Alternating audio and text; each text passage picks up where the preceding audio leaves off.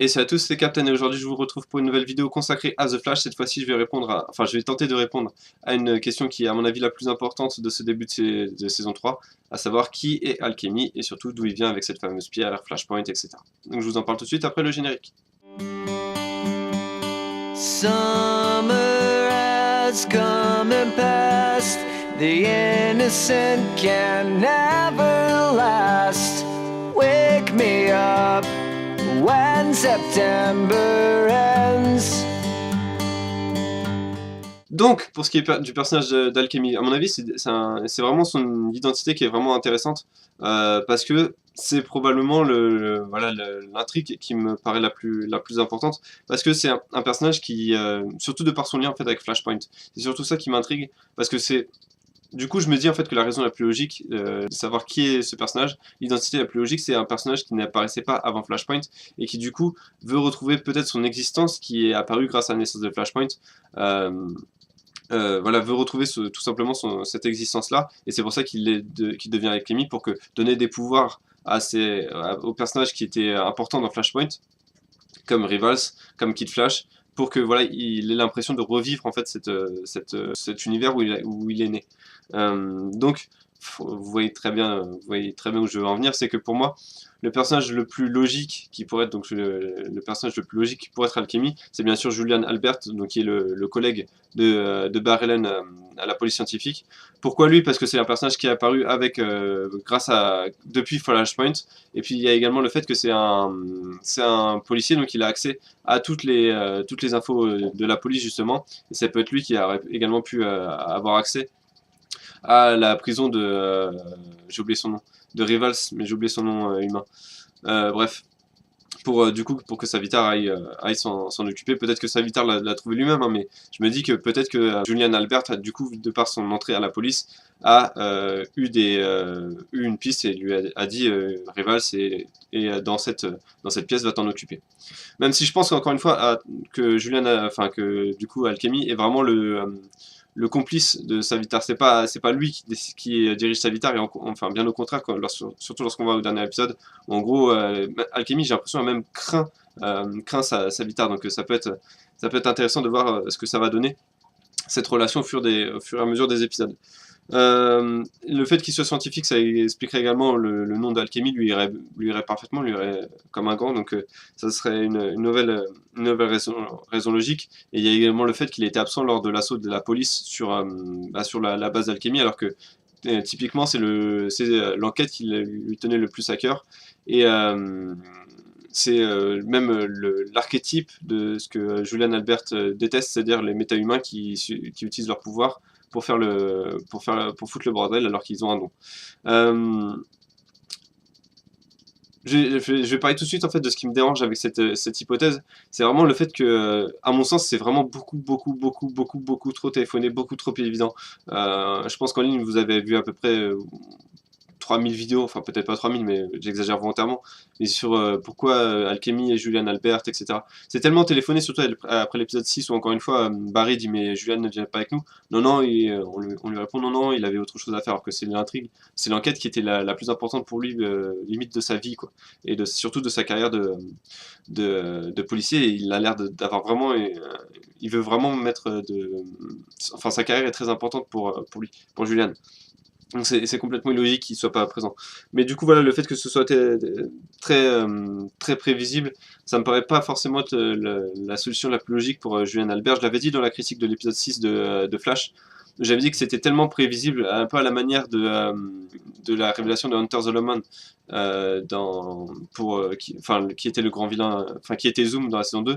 De la même manière, pareil, on savait tous que Harrison Wells était Reverse Flash, mais on savait pas que c'était Eo Barthon qui était déguisé, enfin qui était caché dans le corps d'Harrison Wells. Donc du coup, est-ce qu'on va avoir un nouveau twist au niveau de ce personnage de Julian Albert? Et je me suis dit, comme ce personnage a l'air assez... Julian Albert a l'air assez... comment dire? Bipolaire, a l'air assez... comment dire? Très nerveux, très manipulé par ses émotions, surtout au niveau de sa colère. Je me dis, est-ce que il pourrait pas détester les méta-humains parce que sa double personnalité en est un? Est-ce que du coup, dans ses rêves, ou je sais pas, quand il perd un peu conscience de lui-même, il voit qu'il devient alchimie, et du coup, c'est ça qu'il déteste, c'est peut-être pour ça qu'il enquête, pour savoir que ce qu'il a fait pendant qu'il était inconscient, ou pendant qu'il a laissé alchimie prendre le dessus. Et ça pourrait également expliquer les pouvoirs d'alchimie qui semblent pouvoir parler dans la tête des gens, semblent pouvoir être télépathes. Peut-être que lorsque Julian Albert perd le pouvoir, justement, c'est parce que alchimie parle dans sa tête et du coup réveille ses pouvoirs. Donc voilà, peut-être qu'en fait il déteste également son identité, c'est peut-être pour ça qu'il enquête véritablement sur les Husks pour savoir qu'est-ce qu'il a fait comme connerie et est-ce qu'il peut racheter les erreurs qu'il a fait. Après, je vous cacherai pas que c'est vraiment, ça ferait un peu en fait le personnage de Julian Albert deviendrait en fait un peu le double face du pauvre. Donc ça serait un petit peu dérangeant, mais voilà, ça pourrait être un twist qui me paraît probable en fait, me paraît possible et probable. La chose qui me dérange également avec Alchemy, c'est le fait qu'on a vu encore une fois dans l'épisode 6 qu'il a des fidèles avec lui. Alors est-ce que c'est des fidèles qu'il a manipulés mentalement, c'est-à-dire pour en gros lavage de cerveau et leur dire, les obliger à le servir? Est-ce que c'est les méta-humains qu'il a déjà transformés, ceux qu'on voit sous la cape? Ou est-ce que c'est tout simplement ou est-ce que c'est la preuve que Alchemy n'est pas un personnage qu'on connaît? Et ça peut être par exemple un personnage qui est issu d'une famille, et du coup tous les sympathisants pourraient être, je sais pas, les frères, les cousins de ce personnage-là. Une famille qui du coup a tout perdu depuis Flashpoint et du coup veut recréer encore une fois cette timeline de Flashpoint, ou en tout cas l'illusion de la timeline. Ou alors, ouais, tout simplement peut-être des personnes qui idolâtrent le temps et la Speed Force ou des choses comme ça. Des humains qui idolâtrent voilà, ces choses-là. Enfin, la dernière option qui sort un peu nulle part et que j'ai un peu l'option fantasy, c'est-à-dire que je me dis, est-ce qu'on a un autre personnage qui est apparu depuis le début de cette saison 3 et qui prend un petit peu d'importance dans cette saison, c'est la copine de Joe, enfin la future copine de Joe, je crois qu'elle est procureure, il me semble, ou assistante du procureur, et du coup, bah, le fait qu'elle ait cette position pourrait être une raison valable pour qu'elle ait encore une fois accès elle aussi aux données de la police, et du coup ça qu'elle pourrait savoir, d'ailleurs par Joe, que l'assaut sur Alchemy va être donné, que Rival est retenu dans cette cellule ou des choses comme ça.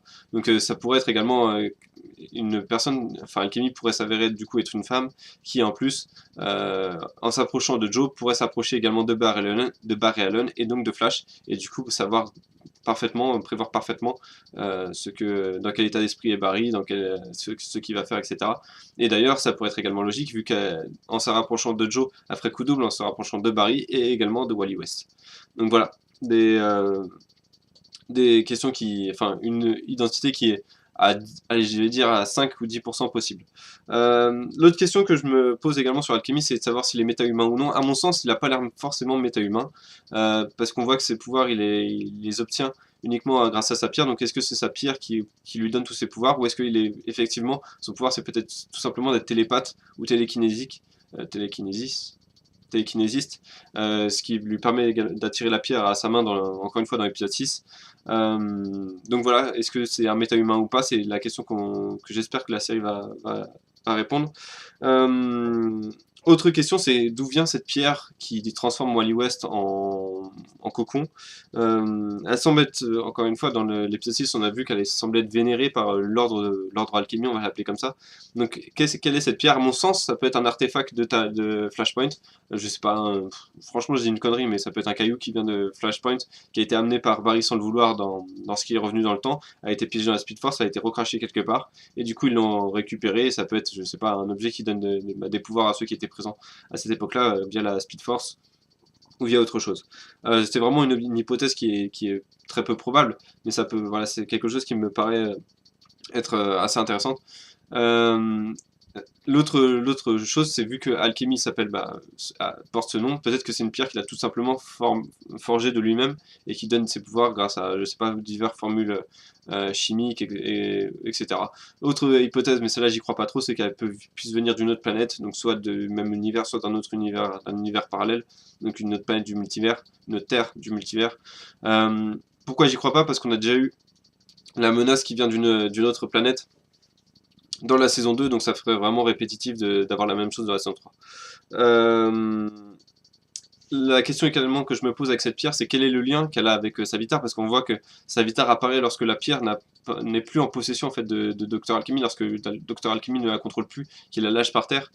Euh, donc du coup, ouais, voilà, c'est quel lien Savitar a avec cette pierre, et du coup, c'est surtout de par son apparition, de par l'apparition de Savitar, que je me dis que cette pierre a un lien avec la Speed Force. Parce que clairement, Savitar est bourré de Speed Force, il est même dopé, enfin plus que dopé à ça, il appartient quasiment même à la Speed Force, tellement il est tellement rapide qu'on le voit quasiment pas, donc il voyage à travers la Speed Force quasiment. Donc est-ce que cette pierre ne lui appartient pas, et du coup, elle ne pourrait pas être, je sais pas, je dis des conneries, hein, mais un portail ou un moyen de le contacter directement ou de l'atteindre directement. Enfin, la dernière partie de la vidéo, c'est sur le personnage de Savitar. J'avais pas envie de faire en fait une vidéo sur un personnage qui est, enfin, pour connaître l'identité du personnage, parce qu'à mon sens, elle n'a pas raison d'être en fait cette identité, parce que pour moi, Savitar n'est pas un personnage qui va être connu. C'est un personnage totalement inconnu. C'est-à-dire, c'est un personnage qu'on n'a pas encore rencontré dans la série.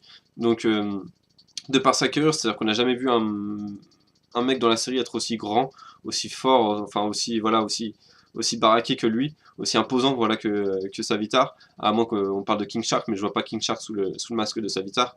Donc voilà, pour moi l'identité de Savitar n'est absolument pas importante pour ces raisons-là. Enfin, pour moi, à 95%, je dirais que Savitar est quelqu'un qui était bloqué dans la Speed Force et qui a réussi peut-être à s'en débloquer depuis l'apparition, depuis le voyage de Barry dans la Speed Force dans l'épisode 21 de la saison 2, où il avait voyagé dans la Speed Force, il était rentré dans la Speed Force, et donc peut-être que ça, le fait qu'il rentre et qu'il sorte, ça a ouvert peut-être encore une fois des déchirures ou des portails, et du coup Savitar a pu en ressortir. Donc la question c'est, est-ce qu'il vient du futur?